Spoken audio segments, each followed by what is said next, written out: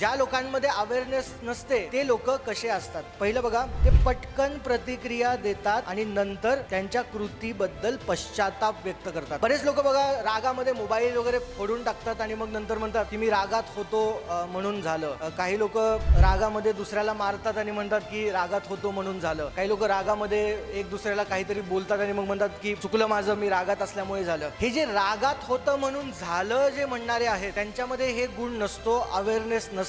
आणि बऱ्याचदा एक्सक्यूज द्यायचं म्हणून, स्वतःचा लाड करायचं म्हणून आपण बऱ्याचदा असं करत राहतो, रागाराग करत राहतो, लोकांवरती चिडचिड करत राहतो आणि नंतर एखाद दिवशी कोणी विचारल्यानंतर आपण म्हणतो की मी असाच आहे, मी अशीच आहे. हे सगळ्यात मोठं एक्सक्यूज आहे. मी असा आहे किंवा मी अशी आहे तर त्याला डेव्हलप करणं गरजेचं आहे, ना की त्याला जस्टिफाय करणं बरोबर आहे. बरेच लोक तुम्ही बघितले असतील, मी असाच आहे, मला असंच आवडतं, मी असंच करतो. मग असाच करत असशील किंवा असंच करत असशील तर मग करिअर पण तुझ्यासोबत तसंच करेल हे समजणं गरजेचं आहे. त्यामुळे अवेअरनेस जरुरी आहे. पटकन प्रतिक्रिया हे लोक देत नाहीत, विचार करतात, पॉज घेतात, पॉज अँड स्पीक ज्याला आपण म्हणतो ते करतात. त्यांना माहीत असतं की इतरांवरती त्याचा कसा निगेटिव्ह परिणाम होत असतो. दुसरं, इतरांवर कसा निगेटिव्ह परिणाम होत असतो. काल आपण नम्रता, नमिता आणि आदितीचं उदाहरण घेतलं होतं. आदिती मॅडम घरातून निघाल्या होत्या, भांडणं करून निघाल्या होत्या आणि आल्यानंतर नम्रता जी नवीन जॉईंट मुलगी होती तिला व्यवस्थित त्यांनी रिस्पॉन्ड केला नव्हता. गुड मॉर्निंग, नमस्कारचं उत्तर बरोबर दिलं नव्हतं आणि म्हणून नम्रता जाऊन नमिताला म्हणते, नमिता म्हणते आदिती मॅडम अशाच आहे. तर हा जो परिणाम झाला,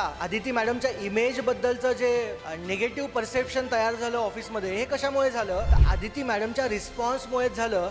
आदिती मॅडम जर इमोशनली अवेअर असत्या तर त्यांना हे माहीत असतं. त्यामुळे गरजेचं आहे माहीत होणं की ह्याचा दुसऱ्यांवरती काय परिणाम होणार. पण आरती सकाळी ऑफिसमध्ये आल्या आल्या दरवाजा उघडल्या सगळे बसल्यानंतर पहिला चहा वेळेस येतो, त्या चहाचा आस्वाद घेता घेता आरती म्हणाली की पप्पा नाही म्हणाले. तर तो जो परिणाम झाला अख्ख्या ऑफिसमध्ये, ऑफिस जे नाचलं, कोणी काम नाही केलं, तो दिवस जो पूर्ण वाया गेला, संस्थेसाठी, ऑर्गनायझेशनसाठी किती घातक आहे बघा. एक अख्खा दिवस कुणीही काम करत नाहीये, एक अख्खा दिवस पूर्ण पगार चालू आहे पण काम कुणी करत नाहीये. त्यामुळे मी परत त्या पिरॅमिड वरती येतो. आपल्याला जिंकायचं असेल तर आपल्याला हाही विचार करावा लागेल की संस्थेचं काय नुकसान होतंय आणि संस्थेचं जर आपण चांगला विचार करत असू तरच आपलं चांगलं होणार आहे, हे फार महत्वाचं आहे.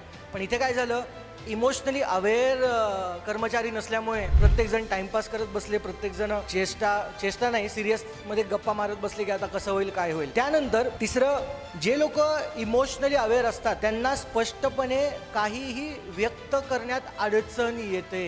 किती लोकांना पाहिलंय तुम्ही की त्यांना आपण ज्यावेळेस विचारतो काय झालंय तर ते सांगूच शकत नाहीत. ते म्हणतात की काही नाही, डाऊन वाटतंय. आता डाऊनचा अर्थ मला सांगा, मराठीत कन्वर्ट केलं तर डाऊन म्हणजे खाली, खाली वाटतंय, काय वाटतंय. त्याच पद्धतीने भावनांवरती नियंत्रण आणायचं असेल तर काय होतंय हे सांगणं फार गरजेचं आहे.